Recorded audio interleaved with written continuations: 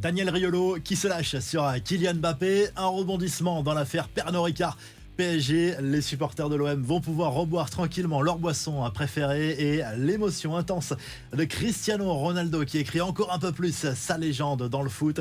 C'est le programme du Journal du Foot, abonne-toi, le JDF ça commence maintenant.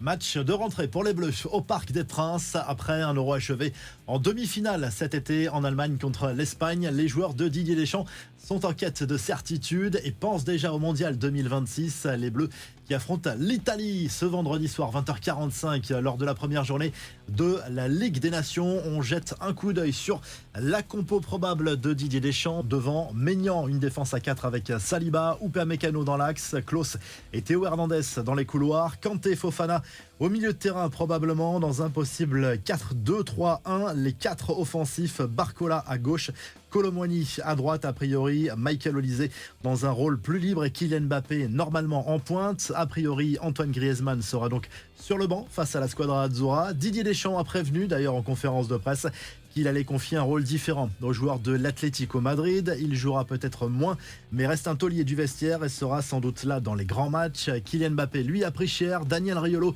journaliste et éditorialiste sur RMC, allume encore la communication du capitaine tricolore qui a confié se moquer clairement des critiques sur le jeu supposé soporifique de l'équipe de France. Tu es clairement face à quelqu'un qui a une attitude déplorable, soit il ment, soit il est bête.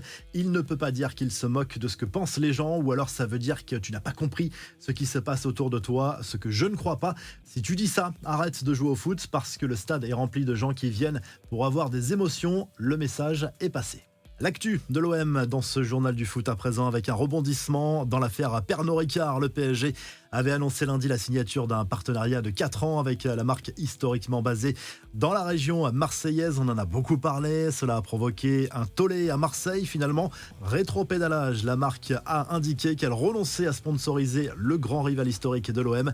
Côté Mercato, le club olympien a bien failli faire signer en dernière minute Ismaël Benasser. Il a manqué de temps aux dirigeants marseillais pour conclure l'opération, mais cette piste n'est pas totalement mise de côté. Au contraire, l'OM pourrait revenir à la charge cet hiver. Le milieu de terrain du Milan AC reste emballé par la perspective de rejoindre la cité phocéenne. On prend des nouvelles des Marseillais partis en sélection pendant cette trêve internationale. Belle soirée pour Pierre-Emile Højbjerg qui s'est imposé avec le Danemark. Le capitaine de la sélection scandinave a même marqué lors de la victoire 2-0 contre la Suisse jeudi soir en Ligue des Nations. Et victoire aussi pour Geoffrey Kondogbia avec la République centrafricaine. C'était contre le Lesotho, 3-0. Et pour conclure les infos sur l'OM, on a vu Maxime Lopez faire quelques confidences sur RMC. L'ancien Marseillais qui a signé au Paris FC cet été s'est montré très élogieux envers son ancien coach à Sassuolo, Roberto De Zerbi, dont il est resté proche. Maxime Lopez reconnaît d'ailleurs qu'il a échangé avec lui lors du dernier mercato estival. Ses contacts n'ont pas débouché sur une proposition de rejoindre Marseille lors du mercato, même si lui aurait clairement dit oui. Au PSG, on l'évoquait cette semaine, on reste préoccupé par le conflit financier avec Kylian Mbappé.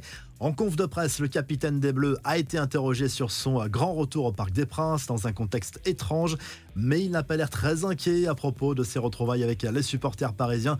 On verra tout de même s'il y a quelques sifflets. Sur son litige en cours, il a botté en touche. Je n'ai que des bons souvenirs à garder avec le PSG. C'est un club qui m'a tout donné. J'y ai passé 7 années merveilleuses et la vérité, c'est que je leur souhaite le meilleur, a lâché Mbappé, qui a aussi répondu à des questions sur son ex-coéquipier Bradley Barcola, qu'il côtoie toujours en bleu. Il espère que les journalistes qui l'encensent aujourd'hui ne seront pas les premiers à lui tomber dessus quand ça se passera un peu moins bien à Paris. L'actu au quotidien sur le Barça, c'est aussi dans le journal du foot. On retrouve Lamine Yamal en une du Mundo Deportivo ce vendredi. L'attaquant Blaugrana est resté muet comme ses coéquipiers jeudi soir en Serbie. L'Espagne, vainqueur de l'Euro cet été, n'a pu faire mieux que match nul 0-0 en Ligue des Nations. Et on a vu un ancien Blaugrana raconter une anecdote savoureuse également. Ça s'est passé lors de l'émission The Bridge, diffusée sur YouTube. Samuel Eto'o s'est confié sur son époque au FC Barcelone, où lui et des cadres du vestiaire avaient bousillé un jour la Ferrari d'un jeune joueur pour le remettre à sa place. Il n'a pas donné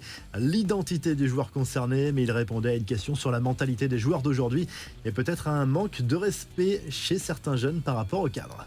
Allez, direction Madrid, rapidement. Encore une mauvaise nouvelle pour le club merengue. L'infirmerie se remplit à nouveau quelques jours après les blessures de Mendy, Tchouaméni et Ceballos. C'est au tour de Militao de se blesser. Il quitte la sélection brésilienne en raison de douleurs à une cuisse droite. Le Brésil qui estime qu'il sera absent pendant 10 à 15 jours. Et la Seleção affronte pendant ce temps l'Équateur la nuit prochaine dans le cadre des qualifs pour la Coupe du Monde 2026.